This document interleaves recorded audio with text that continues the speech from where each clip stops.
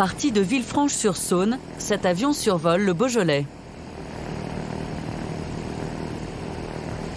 À bord, Bruno Roussel étudie la région pour un enjeu de taille.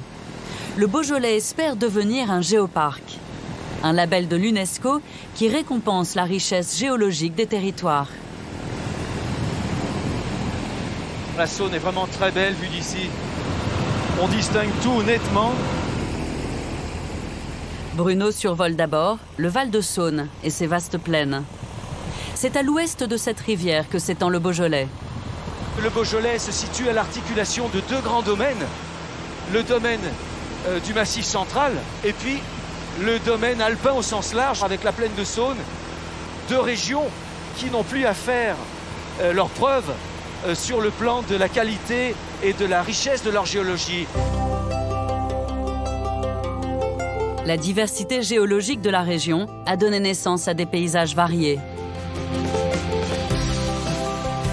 Ce matin, Bruno va survoler ces territoires qui offrent des couleurs différentes au Beaujolais. Le long de la Saône, c'est le Beaujolais bleu. Viennent ensuite les coteaux viticoles qui forment le Beaujolais rouge en référence au vin. Enfin, à l'ouest, c'est le Beaujolais vert, avec ses montagnes et ses forêts.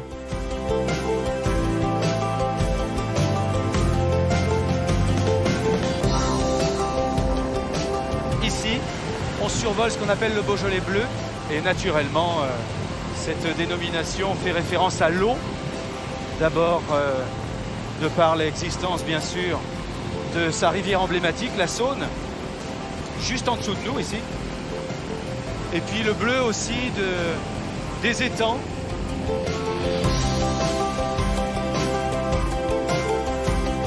L'avion quitte le Beaujolais bleu en direction des forêts et des collines.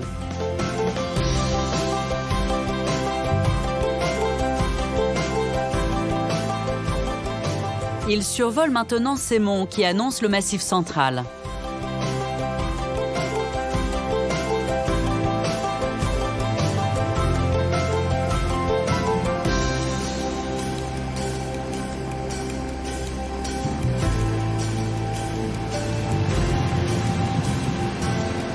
On arrive dans ce qu'on appelle le Haut-Beaujolais, le Beaujolais de la montagne, qui est aussi appelé Beaujolais vert.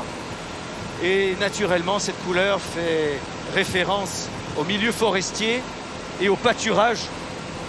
C'est le Beaujolais rural qui reste relativement sauvage, notamment ici, au niveau du massif du Saint-Rigaud. Nous sommes en train de le survoler.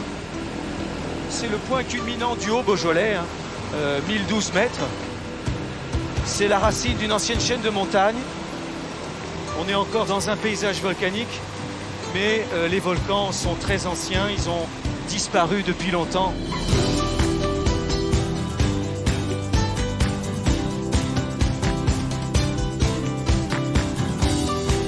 Bruno s'intéresse aux villages et aux châteaux, car ils sont les reflets du passé géologique du Beaujolais. Taillées par les bâtisseurs, les pierres offrent une variété de couleurs hors du commun.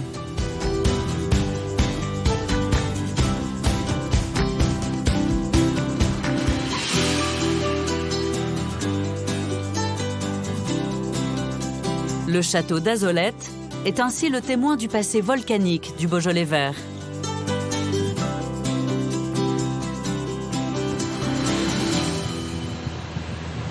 Ce château est très marqué par cette pierre volcanique sombre, noirâtre ou parfois verdâtre. Et donc ce château est assez emblématique de ce type de géologie que l'on trouve dans le Haut-Beaujolais, donc très marqué par le volcanisme. Tarare du Fox Bravo Uniforme, je me reporte en vente arrière. Cap maintenant sur le Beaujolais rouge.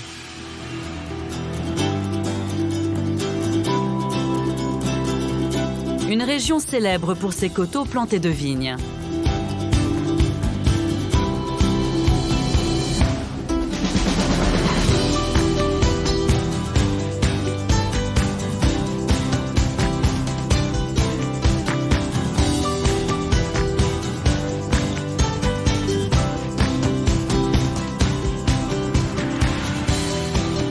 Ici, des reliefs marquent encore le paysage, mais ils sont plus rares. Le Montbrouilly, la Chapelle.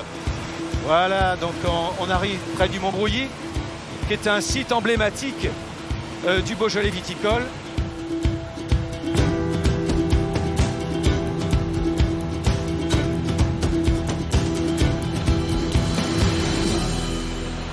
Il y a un lien multiple entre la vigne et la géologie, entre le vin et la géologie. Le pied de vigne est un pied vivant qui puise dans le sol ce dont il a besoin. Les minéraux qui sont riches en nombre et en qualité, hein, et que l'on retrouve dans le vin du Beaujolais.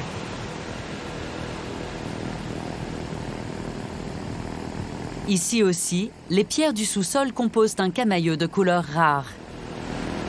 Voilà, le beau château de la Flachère dans sa belle robe rouge et jaune. 2 pierres beaujolaises.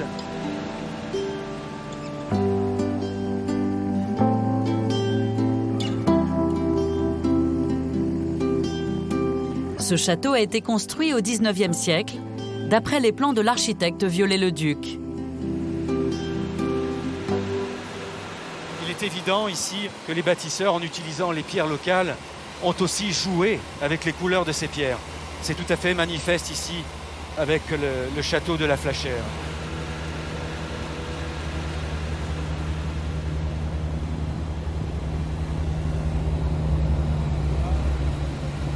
Plus au sud, Bruno arrive au-dessus d'un territoire singulier.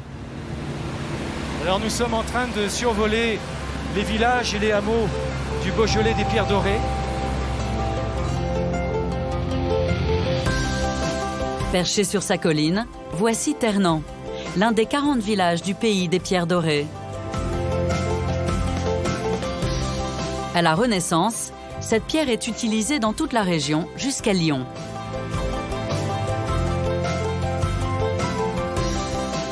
Au fil du temps, chaque village dispose alors de sa propre carrière.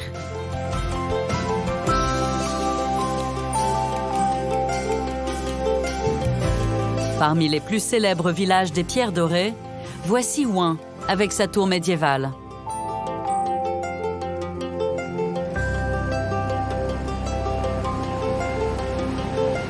Le village d'Ouin, vêtu de pierres jaunes.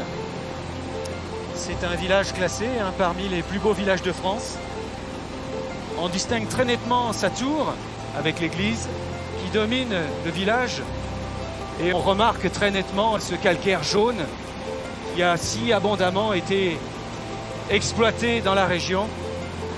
Et c'est vrai qu'ici, elle s'exprime de manière particulièrement spectaculaire, vue d'avion.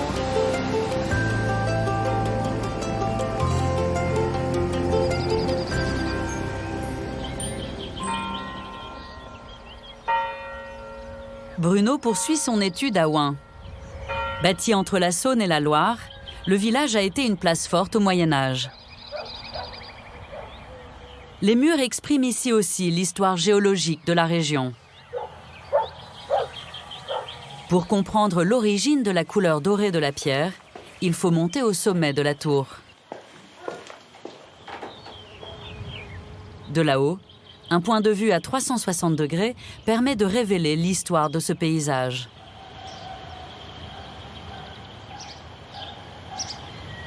Il y a à peu près 150 à 200 millions d'années, il y avait la mer tout autour de nous. Alors les plages devaient se situer à quelques kilomètres d'ici, peut-être quelques dizaines de kilomètres pour les plus éloignés, en bordure d'un ancien continent qui n'existe plus aujourd'hui, mais qui ressemblerait un petit peu à ces collines surbaissées, un peu arrondies des monts du Beaujolais d'aujourd'hui. Ces fossiles sont les témoins de ce passé maritime. Ils sont conservés dans le musée que Bruno dirige. Voici un exemplaire exceptionnel, trouvé à quelques kilomètres d'ici. C'est une ammonite.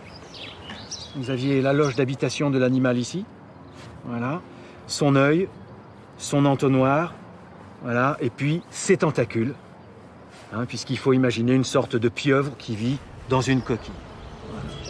Il est non seulement rare dans le Beaujolais, mais je pense qu'il est rare à l'échelle de la France entière, voire de l'Europe.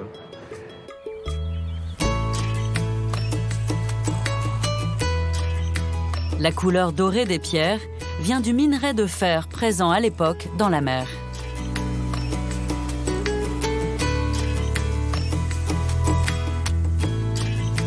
Bruno a aussi trouvé des traces de cette vie maritime dans un endroit inattendu, l'église du village.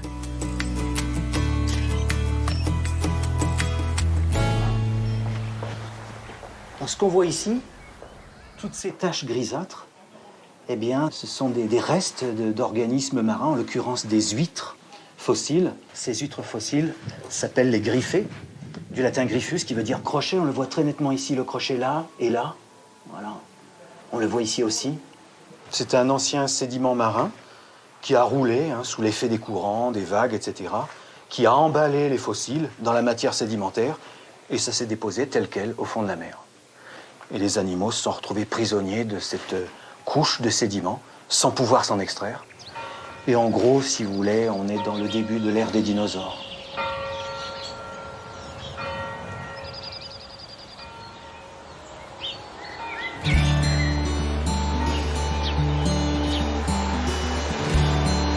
À côté du village d'Ouin, un autre amoureux du pays des pierres dorées sillonne les routes. Vincent Pivot est caviste. Au volant de sa Méhari, il parcourt le vignoble à la rencontre des meilleurs producteurs. Donc là, on est dans le Beaujolais Sud. Donc vous voyez, il y a beaucoup de petits villages. Ça ressemble un petit peu à la Toscane, c'est très joli. Le Beaujolais, c'est l'un des plus beaux paysages de France viticole. Parce qu'en fait, c'est très vallonné, avec beaucoup de vignes sur tous les coteaux.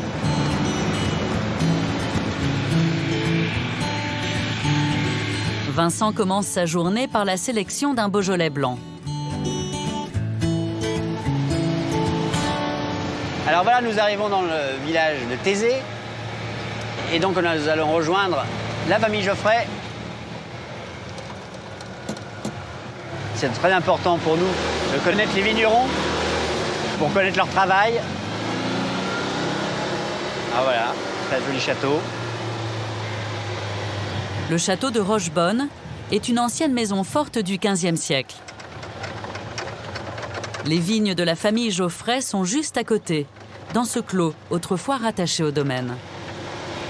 C'est chouette là. Vincent découvre cette parcelle pour la première fois. Il y a des belles sorties de raisin là. C'est beau. Nous sommes au mois de mai. Depuis 6 heures ce matin, les vignerons palissent la vigne le long de ses fils. Un geste essentiel dont dépendra aussi la qualité du vin. On a surtout peur du vent. On a peur que le vent casse les brocs qui sont très très fragiles à cette période. Les brocs, ce sont ces pousses de vigne qui portent à ce stade 1 ou 2 inflorescences. C'est pas encore des grappes. La fleur n'est pas passée. On aura certainement une floraison d'ici une dizaine de jours. On en profite également pour enlever quelques brocs qui poussent sur le pied, parce que ceux-ci ne servent à rien. C'est un travail précis qui apporte une belle qualité, je pense. Donc c'est agréable à faire. Le vin produit dans cette parcelle est bio. Allez, venez. Les Geoffrey élèvent des moutons, une manière naturelle de se débarrasser des herbes envahissantes. Et entre les rangs, ils laissent pousser des fleurs sauvages. Ça permet d'avoir toute une faune d'insectes auxiliaires. Certaines araignées vont manger les autres, etc. Les petites bêtes s'équilibrent et ça évite qu'elles s'attaquent à la vigne. Du coup, il n'y a pas de désherbant. On vit dans ce paysage, on a besoin de l'entretenir pour pas qu'il soit pollué ou pour pas qu'on respire des produits désagréables, etc.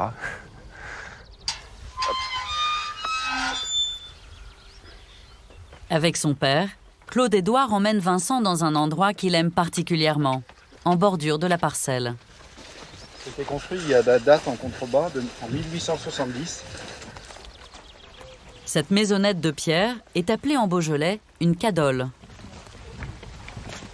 Traditionnellement, elle servait d'abri aux vignerons. Magnifique. C'est vraiment une cadole de luxe. Hop.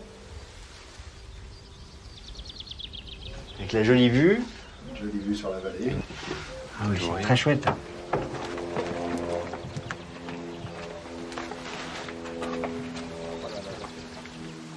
Il se dit que Dans les cadoles, on ne faisait pas que ranger les outils, et c'était également le rendez-vous des amoureux. Tout à fait. C'était la petite histoire pittoresque en Beaujolais. Parce que la clé est toujours cachée Absolument. à un endroit que tout le monde connaît. Que tout le monde connaît. Voilà. Allez, Ulysse.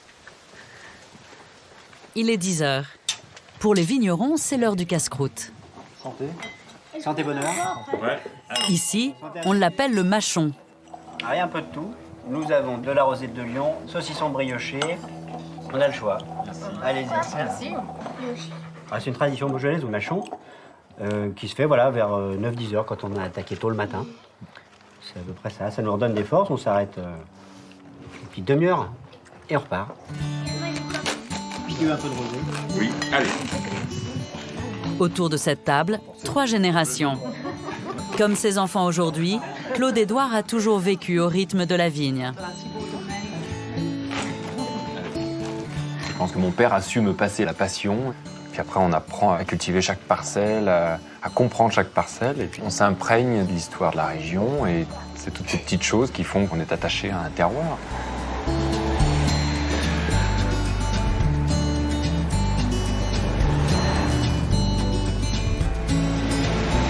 Nous voilà partis par la route du Beaujolais dans le nord, direction des crues du Beaujolais.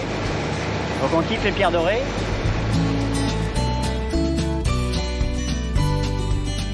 Une vingtaine de kilomètres plus loin, la route traverse un territoire particulièrement vallonné. Le paysage change, les reliefs sont marqués.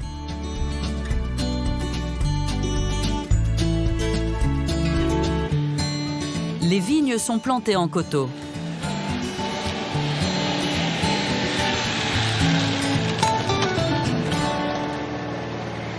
Là, je vais vous faire voir une parcelle qui est très escarpée, qui s'appelle Rochemur. On va s'arrêter. Il est très difficile de travailler ce genre de parcelle, parce qu'on fait tout à la main. Vous ne pouvez pas faire venir un tracteur ou quoi que ce soit. C'est pas mécanisable du tout.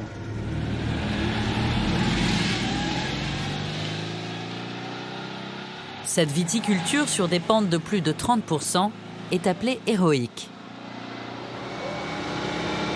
C'est le travail du vigneron qui est héroïque parce qu'on a des pentes qui sont très très importantes. C'est vraiment l'un des vignobles les plus pentus de France. Donc le travail y est vraiment difficile.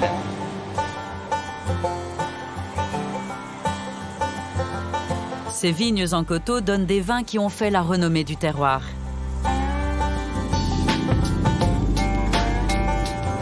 Au nord du vignoble, Vincent entre maintenant dans le territoire des crus. Le Beaujolais en compte 10. Nous voilà arrivés à Audenat. Et là, on passe au premier cru le plus au sud, qui est Brouilly. Et nous allons retrouver la famille Geoffrey sur la colline de Brouilly. La deuxième appellation qui est Côte de Brouilly.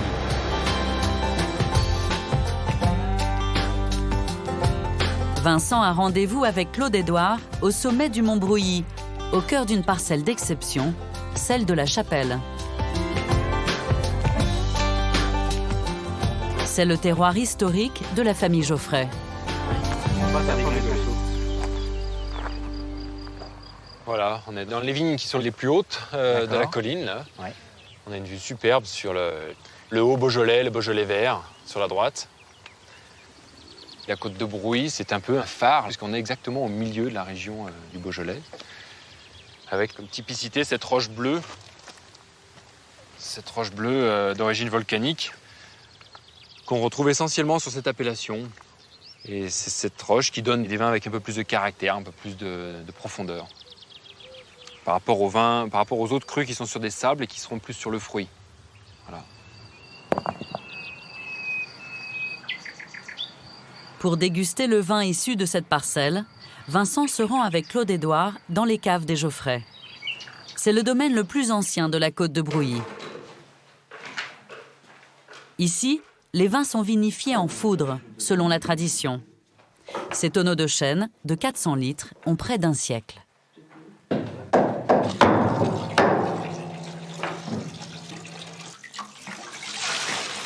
Aujourd'hui, Claude Édouard prépare la mise en bouteille. C'est très agréable, on a les odeurs qui sortent du foudre en même temps que le vin. C'est un moment important. On redécouvre le vin après 6 mois d'élevage, après 6 mois de calme dans la cave, au frais. Alors voilà, la chapelle 2014. Voilà, elle a eu le temps pendant l'hiver Ah oui, elle a pris de l'ampleur là. de s'ouvrir. C'est beaucoup une affaire de sensation. C'est le ressenti du vigneron. Pour nous, cette cuvée, c'est celle qui exprime un peu le sang de ce terroir de la côte de Brouilly. Et voilà, c'est notre ressenti, notre émotion.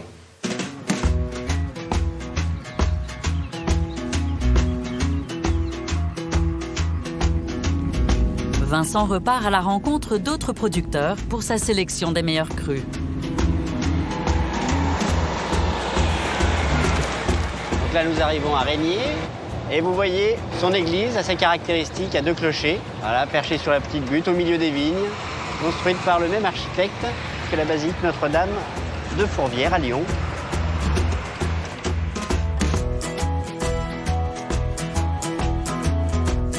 Vincent traverse ensuite le territoire du Morgon. Un cru produit sur les terres du château de Pizet.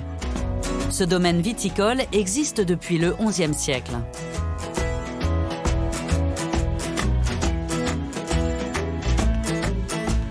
Il arrive ensuite dans le terroir du Moulin à Vent.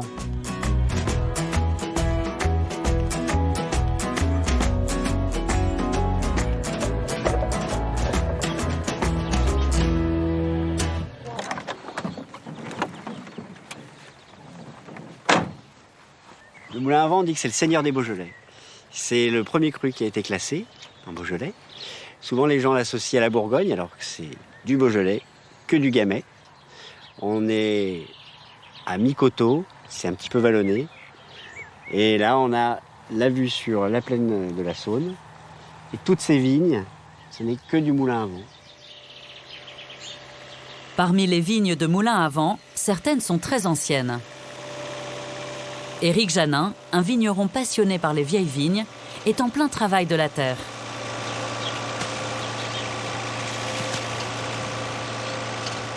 Ces cèpes ont été plantés par le grand-père d'Éric. Ils sont parmi les plus vieux du vignoble. Ici, ce pied qui a certainement plus de 100 ans est encore là aujourd'hui. On lui a mis un tuteur pour le préserver encore plus longtemps possible. Parce que c'est tout l'intérêt de ces vieilles vignes, c'est de les prolonger le plus loin possible dans le temps. Parce que c'est avec ces vieilles vignes qu'on fait les plus grands vins. Les vieilles vignes produisent moins de fruits. Plus concentrés en sucre, les raisins donnent alors un vin d'une qualité rare.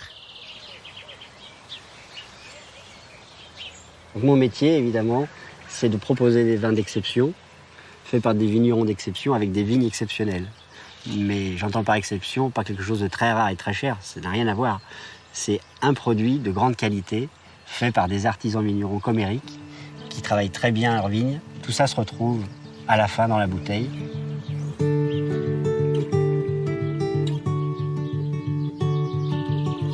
Mon grand-père les a travaillés, mon père également. Moi maintenant j'ai la responsabilité de ces vieilles vignes et c'est sûr qu'on s'y attache énormément. D'ailleurs, cette partie de vigne, on la surnomme le jardin parce que je pense qu'il y a certainement beaucoup plus d'intimité et de lien qui s'est créé sur cette petite parcelle, plus que d'autres.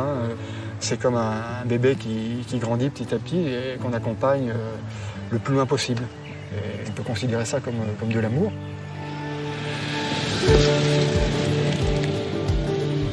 La journée touche à sa fin. Vincent a un dernier rendez-vous.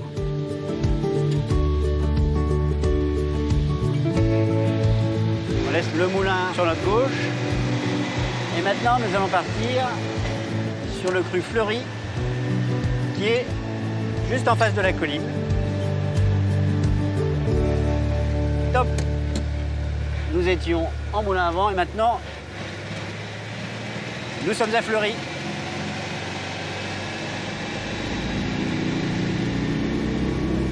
Vincent arrive sur la colline de Fleury, dominée par sa chapelle.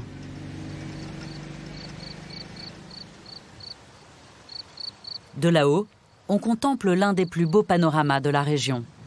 Dans la vue. Ah ouais, là. Dans la loin. Nous sommes dans le domaine de la famille Després. Le père, Jean-Marc, et le fils, Arnaud. Au cœur de leur vignoble, la chapelle de la Madone veille sur les vignes depuis 1870. Elle est au centre du cru fleuri. Elle a été construite pour protéger les vignes contre l'odium, la maladie blanche, la même que sur les rosiers. Après, on l'a appelée Notre-Dame de la Pétoche parce que les Prussiens se sont arrêtés à Romanèche-Thorins, ils ne sont pas arrivés jusqu'à Fleury. Elle était récemment construite, donc elle a fait peur aux Prussiens, pour la petite histoire. Je vais vous faire goûter un Fleury 2007. 2007, c'est un Fleury qui a quand même déjà quelques années, mais le Fleury, c'est quand même un vin qui se garde bien. Puis sur des cuvées vieilles vignes, on peut aller jusqu'à 15-20 ans. Et c'est possible d'avoir des vins de grande garde aussi en Beaujolais. Il y a bien une couleur de Beaujolais. Hein. Oui. Faut pas se tromper là. Allez, santé bonheur. Santé. À vous. Lors de cette dégustation, Vincent sélectionne ce vin de 8 ans d'âge qu'il proposera à ses clients.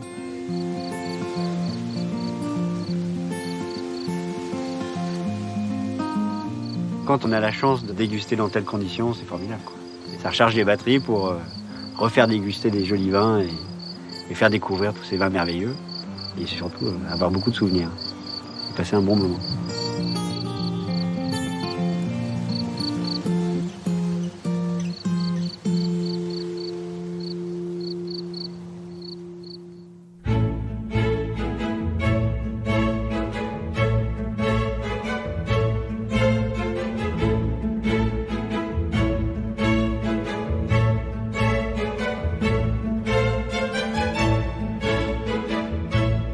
Le Beaujolais est une terre de vignobles, mais aussi de châteaux. Entre le Moyen-Âge et le 19e siècle, de riches familles y ont bâti plus de 150 domaines.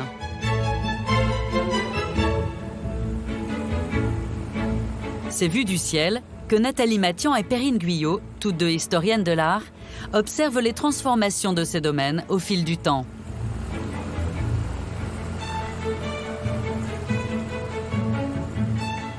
Le vol commence dans le sud du Beaujolais, par le château emblématique de la région. Le château de Montmelat a été construit au Moyen-Âge par les sires de Beaujeu, qui ont donné leur nom au Beaujolais.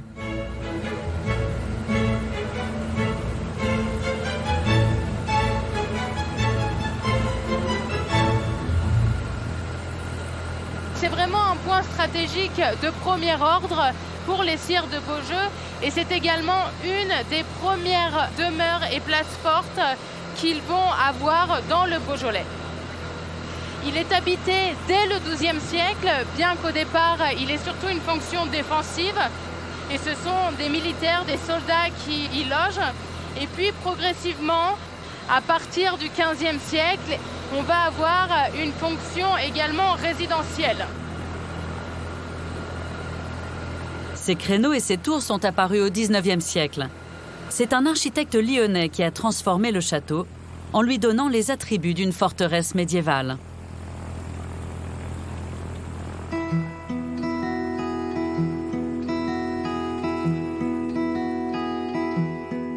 Le Beaujolais a été la région de prédilection des riches marchands lyonnais à la Renaissance.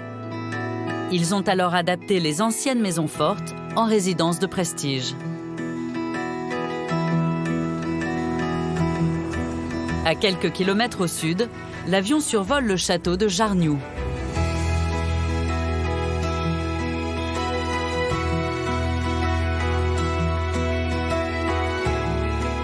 Avec ses tours et ses tuiles vernissées, c'est l'un des exemples les plus spectaculaires de ces demeures d'apparat.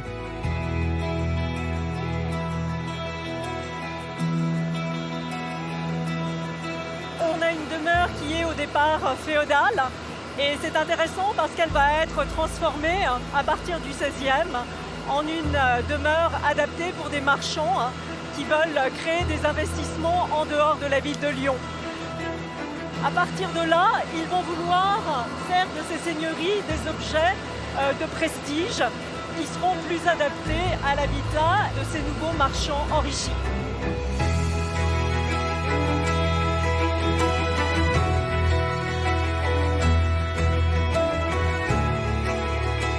Le vol se poursuit au nord, à la limite des départements du Rhône et de la Saône-et-Loire.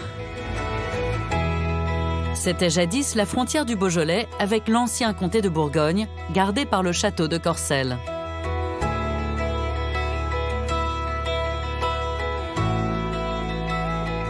Place forte du XIe siècle, Corcelles a été transformée en logis résidentiel à la Renaissance.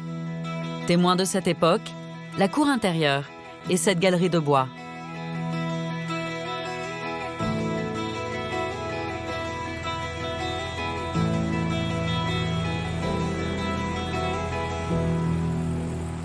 Nathalie et Perrine terminent leur vol avec l'un des domaines les plus prestigieux du Beaujolais, le château de la Chaise.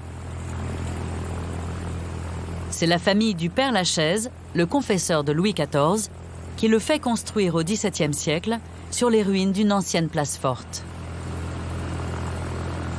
Là, on peut observer que les châteaux changent assez radicalement d'apparence.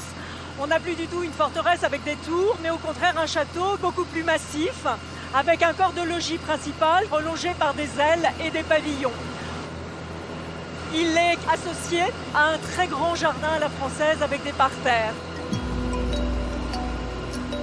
Alors c'est un château aussi qui a toute une activité agricole au XVIIe et au XVIIIe. Et au XIXe, on va essentiellement développer l'activité viticole.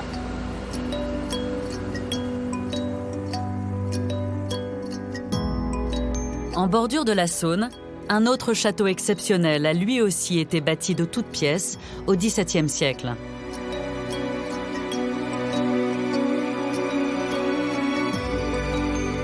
Voici le château de Fléchères, construit par Jean Sève, un riche notable protestant.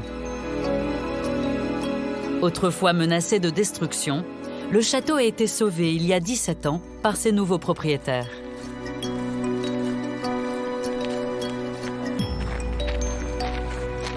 Nathalie Mathian connaît bien le château et s'intéresse à son histoire. On a un très grand corps de logis central avec des ailes surbaissées. En fait, ça s'explique par la raison pour laquelle on a construit le bâtiment. C'est construit pour abriter le temple protestant. Et au départ, au centre, il n'y avait pas de pièces pour habiter. Au XVIIe, on habitait dans les ailes. On ne mélange pas sa maison et la maison de Dieu. Dieu est au-dessus de tout. Et la salle du culte est au dernier niveau. Ça va expliquer aussi les 3 très grandes lucarnes qui sont presque disproportionnées, qui servent à rien. C'est des volets peints en trompe-l'œil, mais elles sont là pour symboliser la Trinité au-dessus de cette salle du temple. Ce domaine est né du rêve de Jean Sève, prévôt des marchands à Lyon. En passant côté jardin, Nathalie souligne une architecture très innovante pour l'époque. C'est un château à la moderne, donc on rompt radicalement avec la forteresse qui comprenait des tours aux angles.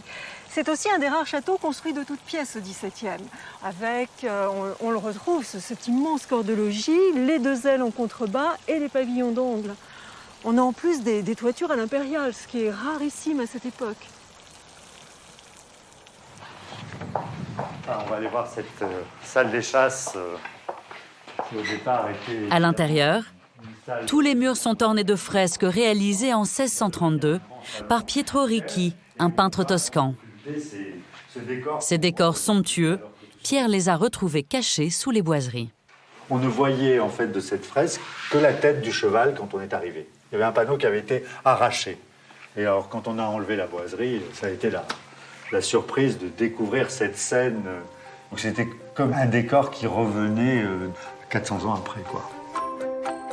Faire revivre ces décors, c'est devenu la passion de Pierre. Son prochain projet de restauration, c'est la grande salle du 2e étage. Car derrière ces boiseries, il a fait une nouvelle découverte. Je vais vous demander votre aide, merci beaucoup. Voilà, il faut de la réactivité. Voilà, et on voit en fait sous cette boiserie, quand on enlève les panneaux, oui, donc ces grandes colonnes de faux marbre en parfait état. Mais évidemment, on n'a qu'une envie, c'est de remettre à jour ce décor de Pietro Ricci. Voilà, on maîtrise, on essaie de maîtriser. Alors on ne peut que l'imaginer, on voit qu'un morceau de la colonne. Mais de toute évidence, l'artiste a su tirer parti de l'étroitesse des espaces entre les baies pour placer juste une colonne. Donc il faut imaginer un véritable portique qui va se développer ici, qui offrira une sorte de loggia ou de belvédère sur le paysage, et en même temps il tire parti du coloris du paysage en le réintroduisant à l'intérieur des colonnes et des paysages francs. À chaque étage, Pierre a retrouvé des décors spectaculaires. Pièce après pièce, c'est un ensemble exceptionnel qui a été dévoilé. Des fresques qui font de Fléchère un site unique en France. Dans la salle des perspectives s'exprime tout le talent de l'artiste italien.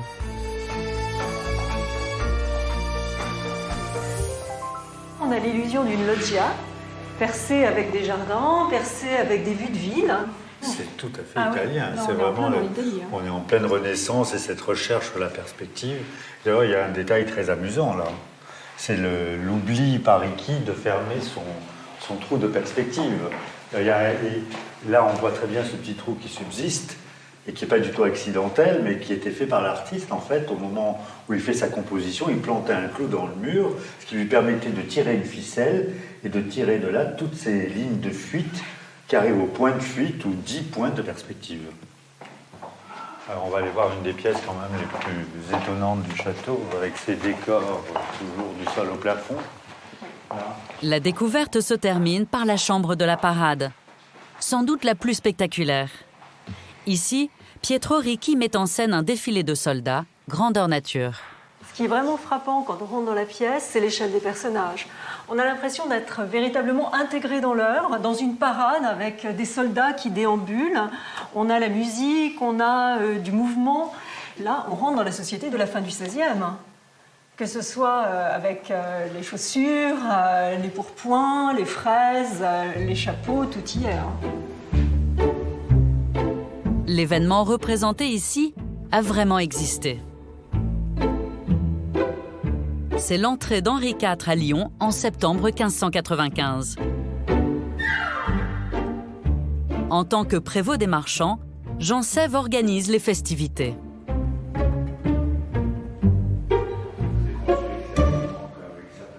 On peut supposer même avoir là un portrait du constructeur du château, Jean Sève, qui le premier à Lyon se rallie à Henri IV, et il va porter le signe de ralliement au roi, le fameux panache blanc d'Henri IV. Voilà. Et puis ça fait partie de cette stratégie familiale, à chaque fois, de vouloir mettre en avant les heures glorieuses. C'est une peinture de propagande, parce que toute la famille se met en scène à des moments forts de leur existence.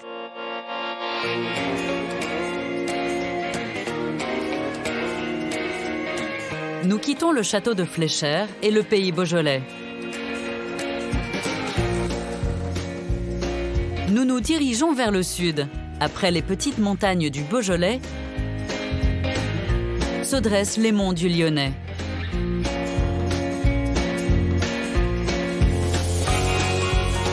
Ces reliefs dominent la métropole.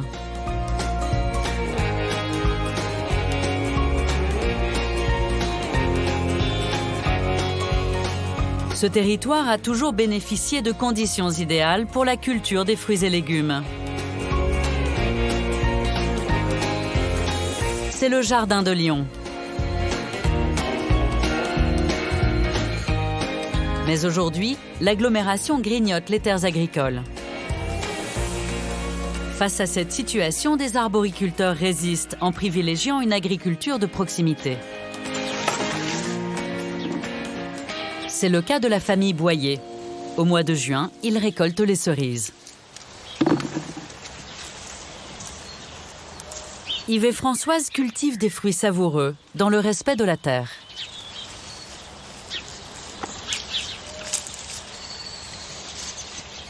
Celui-là, là, hop, il est beau, il est gros, il est...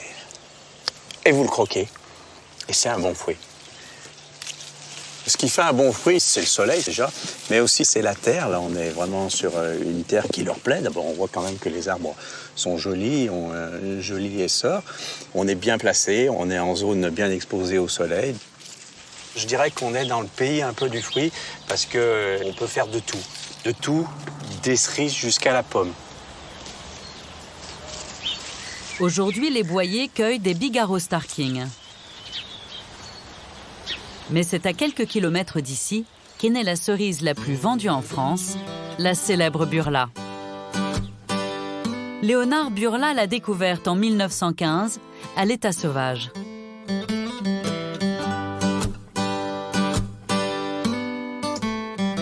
Monsieur Burla, qui était caserné à Lyon, a vu un cerisier qui faisait des belles cerises.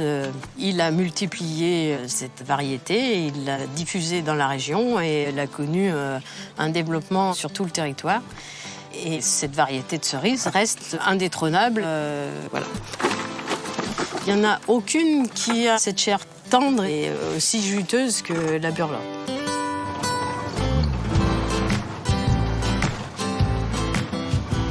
Françoise prend la route pour un autre verger, à quelques kilomètres de là.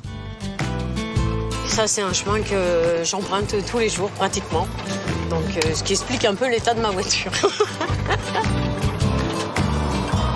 Elle cultive aussi des abricots, des pêches, des poires et des pommes, dans un paysage découpé en petites parcelles. Le territoire est très morcelé parce que les gens ont toujours fait de la culture assez spécialisée, soit de la vigne, soit des petits lopins d'arbres fruitiers. Et comme ça se faisait tout à la main, ils n'avaient pas besoin d'avoir des grandes parcelles.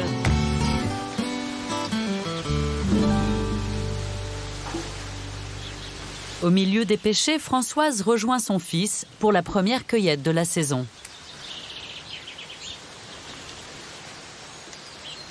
Une opération délicate.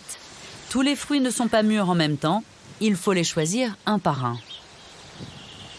En fait, pour apprendre à mes enfants à ramasser les pêches, je dis c'est pas difficile, fiez-vous à votre instinct. Toutes celles que vous avez envie de manger, elles sont bonnes à décrocher. C'est vraiment une cueillette qui se fait à l'œil, ça. Si on l'a cueillie avant la maturité, chez le consommateur, elle va ramollir. On appelle ça mûrir de misère. Mais en aucun cas, elle va vraiment mûrir. Elles sont sucrées. Une pêche, c'est avant tout un fruit rafraîchissant. Donc si c'est pas juteux, si c'est croquant comme une pomme, il n'y a pas trop l'intérêt à manger une pêche. Allez, pêche-toi. La cueillette est terminée, mais Françoise n'a pas fini sa journée. Elle va vendre ses fruits directement aux consommateurs, sur un marché unique en France, le marché de Vourles, situé à quelques kilomètres. Ce marché de producteurs a lieu tous les soirs. Il dure seulement 1 heure. Françoise s'affaire avec sa fille pour être dans les temps. Derrière les grilles, les premiers clients attendent déjà. C'est pas tous les soirs que ça marche, hein. Des fois, on se dit, j'ai des jolies choses, ça va bien marcher. Et puis, voilà, le client n'est pas là. Et puis, des fois, on y vient sans conviction. Et puis, on a la surprise de tout vendre. On ne sait pas. C'est comme ça, c'est spontané, ce marché. Il est 18h30 précise. Chaque soir, c'est la cloche qui sonne le top départ. Cette tradition remonte à la création du marché en 1956. À l'époque, il était réservé aux professionnels. Aujourd'hui, le marché est ouvert au public. Il rassemble des producteurs locaux qui vendent uniquement leurs propres récoltes. Bonjour. Madame, 2,50 les deux. Alors, 6, merci. Une façon efficace de promouvoir le circuit court. Là, c'est tout ce qu'il y a de plus court. Hein. Cueilli le matin, vendu à 18h, on ne peut pas faire mieux, quoi. Alors, bonjour, madame. Oui? C'est de chez vous, déjà? Il y en a déjà? Ah oui? Ah oui, déjà? Je peux vous le certifier. On va goûter les premiers abricots. Demi-riz en plus. Demi-riz en plus, hein? C'est toujours du bon produit. On le voit, c'est du produit qui sont ramassés dernièrement. C'est toujours quelque chose de très agréable. Et puis, on fait travailler avec nos paysans. Hein. Merci, au revoir. 19h30, le marché se termine. Eh bien ça y est, j'ai vendu tout mon lot de pêche, donc je suis contente. J'espère que ça aura fait plaisir à tous ces clients qui en ont acheté.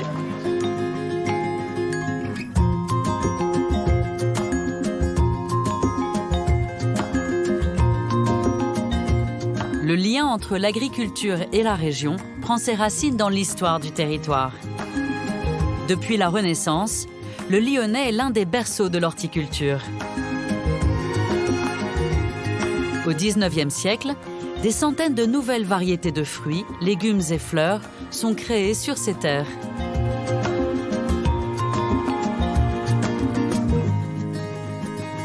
Mais avec l'uniformisation des variétés, ce patrimoine est menacé. Il risque de disparaître. Ici, au domaine de Lacroix-Laval, un homme se bat pour retrouver les espèces d'origine lyonnaise et les cultiver dans ce jardin conservatoire.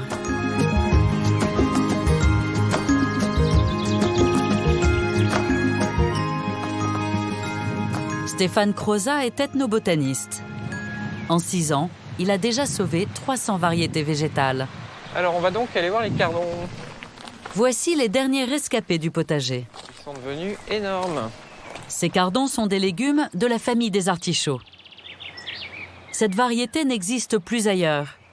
Stéphane l'a réintroduite pour qu'elle retrouve un jour le chemin de nos assiettes.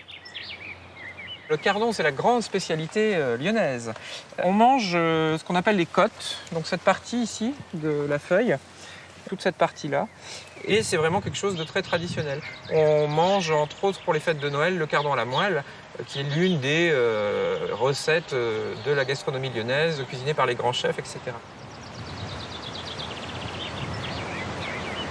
Stéphane a retrouvé aussi de nombreuses espèces de fleurs. Elles ont été la grande spécialité de la région. Ça, c'est extraordinaire, mais ça, c'est déjà typique des années 50.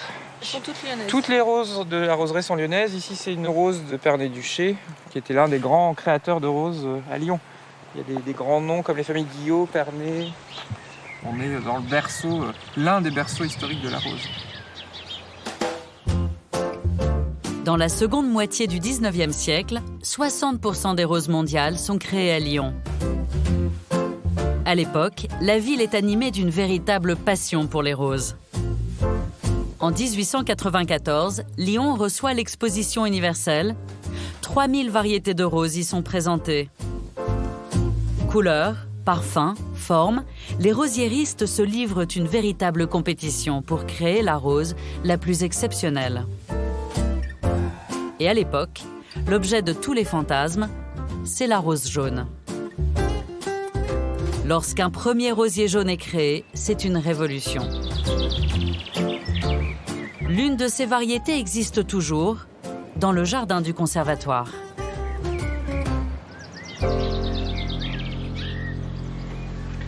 On va aller voir le rosier Rêve d'Or. Il y en a un de chaque côté, hein, c'est ça? Oui. Ce rosier spectaculaire est mondialement connu. Waouh. Il a été obtenu à partir d'un plan venu des États-Unis. Là, on est dans ces rosiers qui étaient exotiques, qui ne venaient pas d'Europe. Et en fait, c'était ça le génie des rosiéristes lyonnais, c'était de pouvoir repartir d'espèces qu'on découvrait en Chine, sur l'île Maurice, la Réunion, etc. et d'hybrider les rosiers européens pour créer de nouvelles variétés. Il y a des enjeux de prestige, puisque ces familles cherchaient à asseoir leur pouvoir, entre guillemets, mais enfin en tout cas leur talent. Et bien sûr, il y a des enjeux commerciaux, puisque celui qui a inventé la nouvelle rose à la mode allait faire fortune, et c'était quand même l'objet. Le conservatoire abrite 130 variétés de roses, dont certaines stars mondiales, comme la France. C'est la mère de toutes les roses modernes. C'était une petite révolution, puisque au XIXe siècle, on découvre les roses thé, qui sont donc ces rosiers de Chine, qui ont le parfum du thé, d'où leur nom, et qui ont par contre la fâcheuse tendance à ne pas résister au froid. En 1867, c'est une première. Un rosiériste lyonnais crée une rose thé qui résiste à notre climat, en croisant un rosier de Chine et un rosier européen. Il va l'appeler Sadi des choses sur son ambition, la France. Il pensait bien qu'elle deviendrait célèbre et qu'elle allait être diffusée au moins au niveau national. Et en fait, elle l'a été au niveau international. On est vraiment là en présence d'une variété historique, emblématique de l'excellence de la création variétale à Lyon. 70 variétés de roses réimplantées ici avaient totalement disparu du territoire français. Pour les retrouver, Stéphane a sillonné le monde à la recherche des derniers exemplaires de ces rosiers oubliés. Aujourd'hui, c'est ce petit rosier qui fait l'objet d'un soin particulier. Alors, Roger Lamblin. Il en reste seulement quelques-uns dans le monde. Alors, c'est une variété de rose assez fragile déjà et vraiment rare. L'originalité de cette variété, c'est que c'est la seule rose à avoir ici des stries blancs à l'intérieur qui coupent la couleur rose en deux. On ne peut pas recréer la même rose, on nous pose souvent la question, mais si on sait que les parents c'est X et Y, si on les recroise, mais c'est comme n'importe quel être humain ou être vivant, les deux mêmes parents ne font pas les deux mêmes enfants, donc c'est unique. Et une bonne fois pour toutes, c'est fait, si elle n'est pas regreffée, elle disparaît, c'est terminé.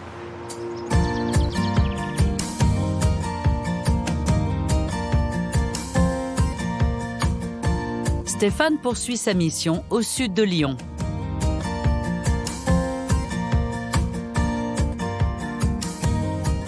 Il étudie les témoins du passé agricole de la région, de grands domaines appelés les maisons des champs. Ces maisons sont souvent construites en bordure du Rhône. Beaucoup d'entre elles ont aujourd'hui disparu. Parmi celles qui ont traversé les siècles, voici la Damette à Érigny, édifiée en 1680 pour un riche marchand lyonnais. À mi-chemin entre maisons de plaisance et domaines agricoles, ces petits châteaux sont une particularité de la région. Stéphane va voir les dernières rénovations d'une maison qu'il connaît bien, le Petit Perron.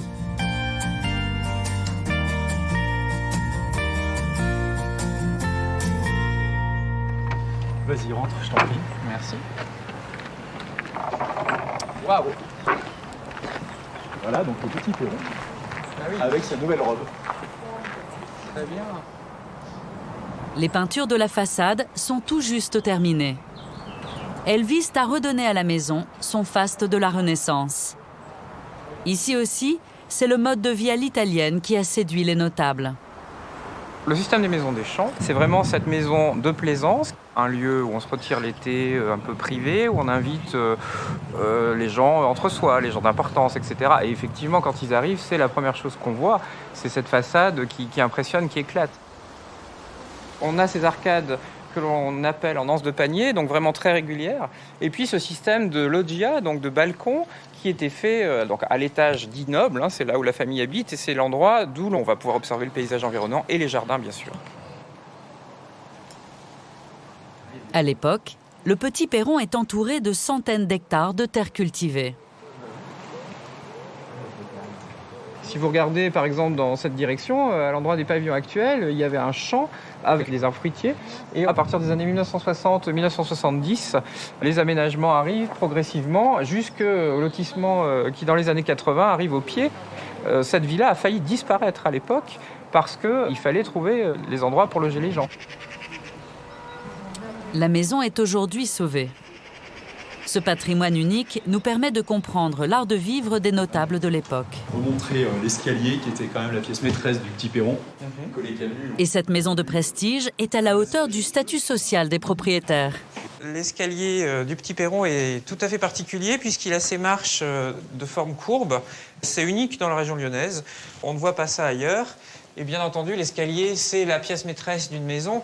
On pense aux châteaux de la Renaissance comme Chambord ou d'autres endroits où vraiment c'est la pièce d'architecture où l'on veut impressionner, c'est la pièce de sculpture principale.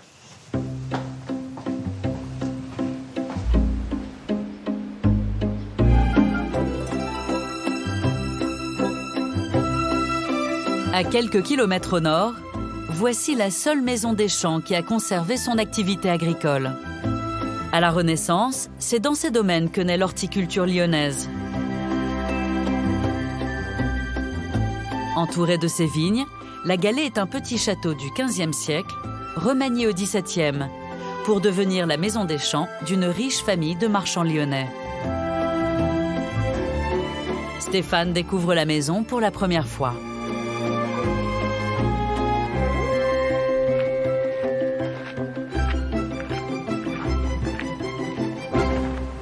Le portail ici est typique de la fin de la Renaissance.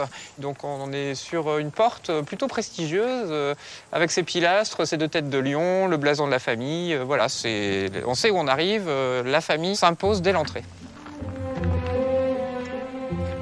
Dans la cour, Stéphane remarque des prouesses architecturales qui visaient à impressionner les visiteurs. Alors ici, un élément d'architecture qui est tout à fait surprenant, c'est cette clé pendante qui relie 2 voûtes entre elles et qui remplace, on s'attend à trouver une colonne. Ce n'est pas le cas du tout. Ici, on voit que la colonne n'existe pas et c'est un élément d'architecture tout à fait remarquable. En contrebas, les jardins sont la pièce maîtresse du domaine.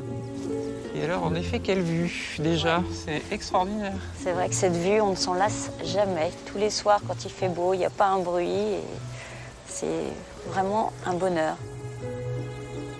Pour Stéphane, c'est une révélation.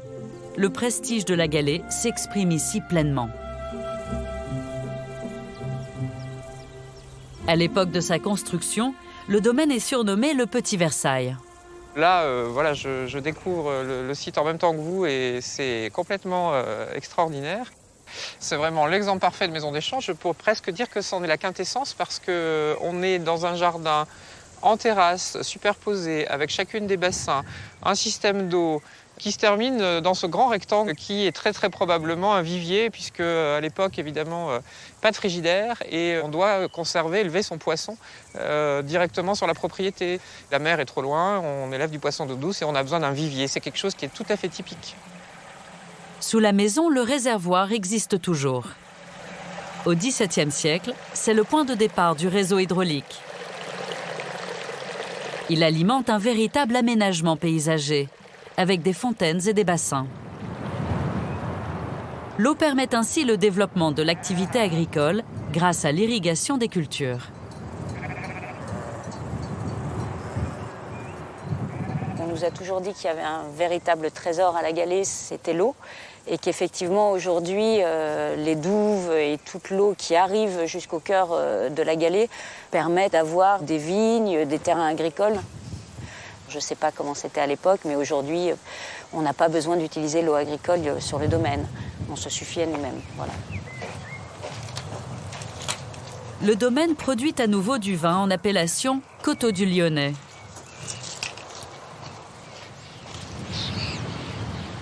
Comme au XVIIe siècle, les vignes s'étendent à perte de vue. La découverte de Stéphane s'achève par ce belvédère, au bout d'une allée cavalière. En perspective, au fond de ce belvédère, on aperçoit la montagne du Pilat. C'est quelque chose de très important. Toutes les maisons des champs, que ce soit depuis la maison elle-même ou un axe du jardin, ont une vue qui arrive au Pilat. Il faut savoir qu'au XVIe siècle, le Pilat, c'est l'Olympe lyonnais. C'est la montagne sacrée. Et c'est vraiment une montagne qui reste mythique dans l'esprit des gens. Les botanistes de l'Europe entière viennent arboriser dans le Pilat. Donc c'est vraiment quelque chose de très important, à la fois dans l'imaginaire et à la fois dans l'histoire des sciences locales.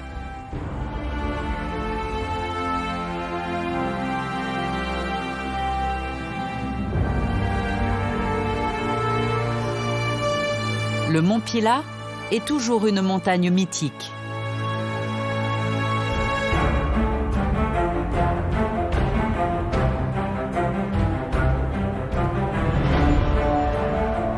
Coiffé de son émetteur de télévision, perché à 1432 mètres, il domine toute la vallée du Rhône.